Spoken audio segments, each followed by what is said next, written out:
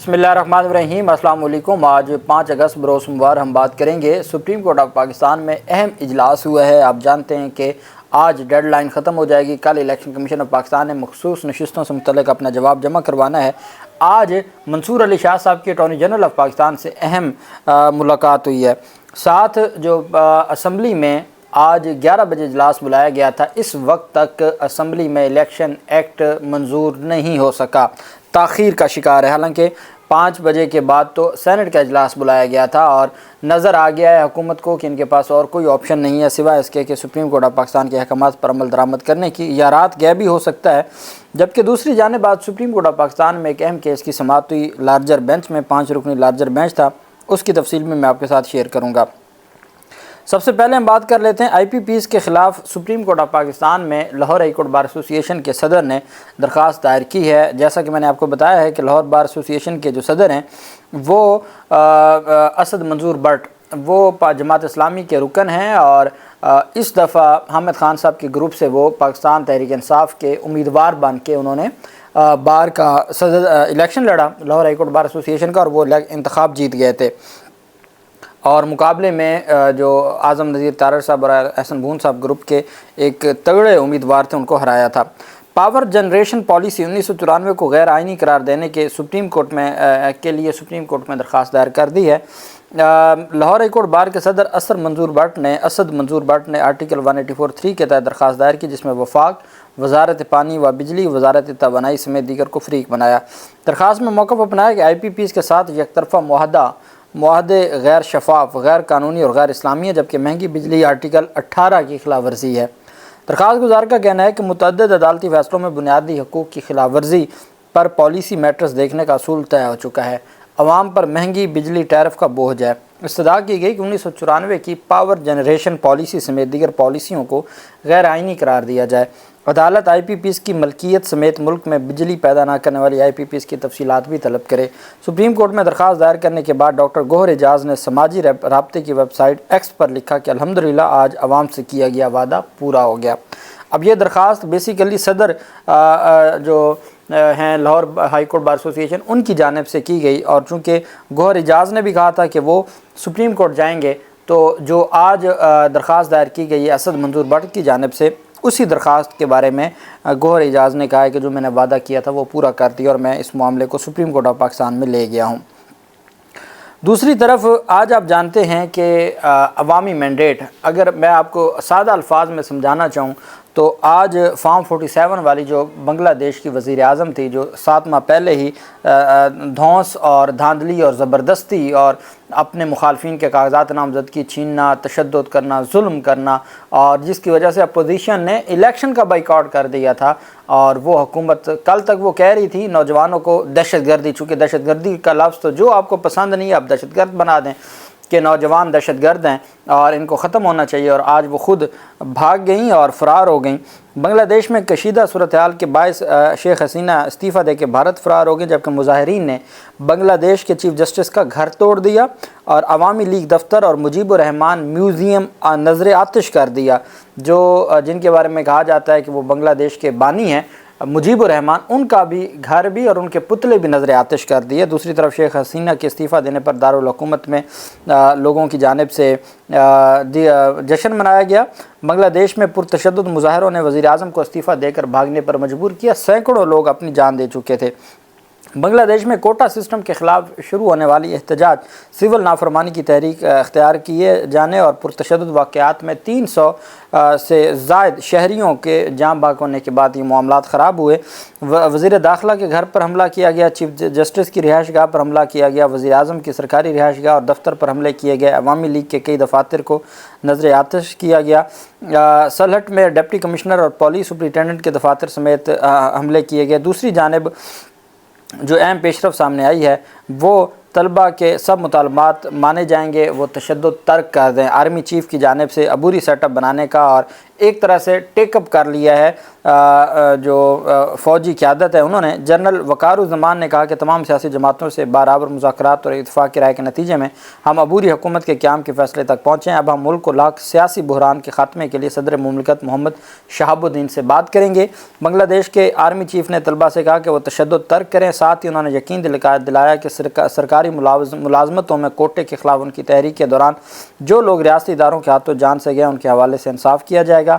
اور انہوں نے کہا کہ ڈھاکہ یونیورسٹی کے شعبہ قانون کے پروفیسر آصف سے کہا گیا ہے کہ وہ ایک بیان تیار کریں جس میں طلبہ سے اپیل کی جائے کہ وہ تشدد ترک کر دیں۔ اب دیکھنا یہ ہے کہ کیا وہ جیسے کہتے ہیں کہ آسمان سے گرا اور کھجور میں اٹکا، کیا یہ تو نہیں ہونے والا کہ وہ شیخ حسینہ واجد کے سول مارشل لا سے جان چھڑاتے ملٹری مارشل لا میں جا گریں بنگالی عوام۔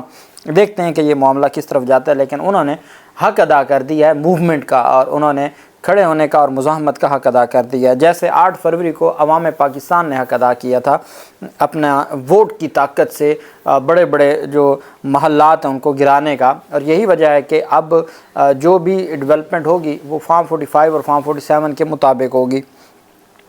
دوسری طرف اراکین پارلیمنٹ اور صوبائی اسمبلی کو 31 دسمبر تک گوشوارے جمع کروانے کا حکم دیا گیا ہے، اور الیکشن کمیشن حکام کے مطابق الیکشن ایکٹ 2017 کی شک 137 کے تحت تمام اراکین پارلیمنٹ اور صوبائی اسمبلی اپنے گوشوارے جمع کروانے کے پابند ہے۔ اراکین بشمول شریک حیات و زیر کفالت بچوں کے اثاثوں اور واجبات کے گوشوارے جمع کروائیں گے۔ الیکشن کمیشن 1 جنوری کو مقررہ تاریخ تک مطلوبہ گوشوارے جمع نہ کروانے والوں کے نام شائع کرے گا، اور 15 جنوری تک گوشوارے جمع نہ کروانے پر اراکین کی رکنیت معطل کر دی جائے گی۔ حکام نے کہا کہ کسی قسم کی غلط معلومات فراہم کرنے کا مرتکب پانے پر رکن کے خلاف بدعنوانی کے جرم کے ارتکاب کی پاداش میں کارروائی بھی ہوگی۔ یہ الیکشن کمیشن آف پاکستان نے سٹیٹمنٹ جاری کر دی ہے۔ دوسری جانب آج شریعت اپلیٹ بینچ میں 4 سال کے بعد پہلی سماعت ہوئی ہے، اور اس میں ایک خیبر پختونخوا کے ایک نوجوان قاتل کا مقدمہ تھا جس نے اپنے ہی وکیل کو قتل کر دیا تھا۔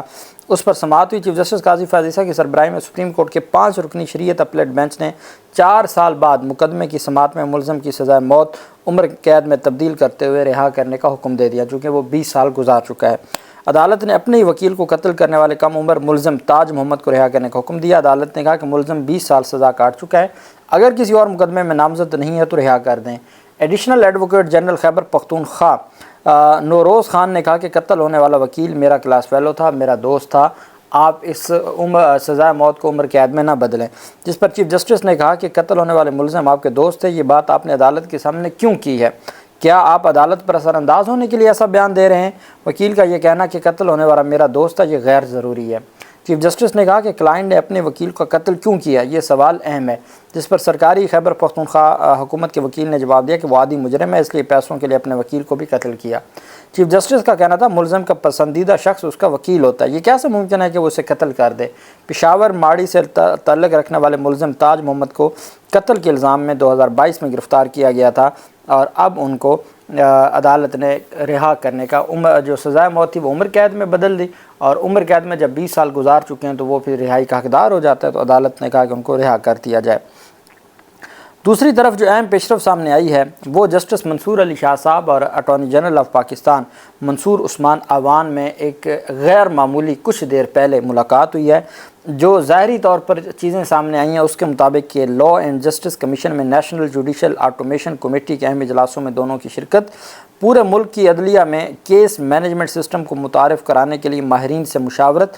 اکتوبر میں چیف جسٹس کا عہدہ سنبھالنے والے منصور علی شاہ صاحب طویل عرصے سے اس سسٹم کو فعال بنانے کی کوشش کر رہے ہیں کہ کیس مینجمنٹ سسٹم کو بہتر کیا جائے۔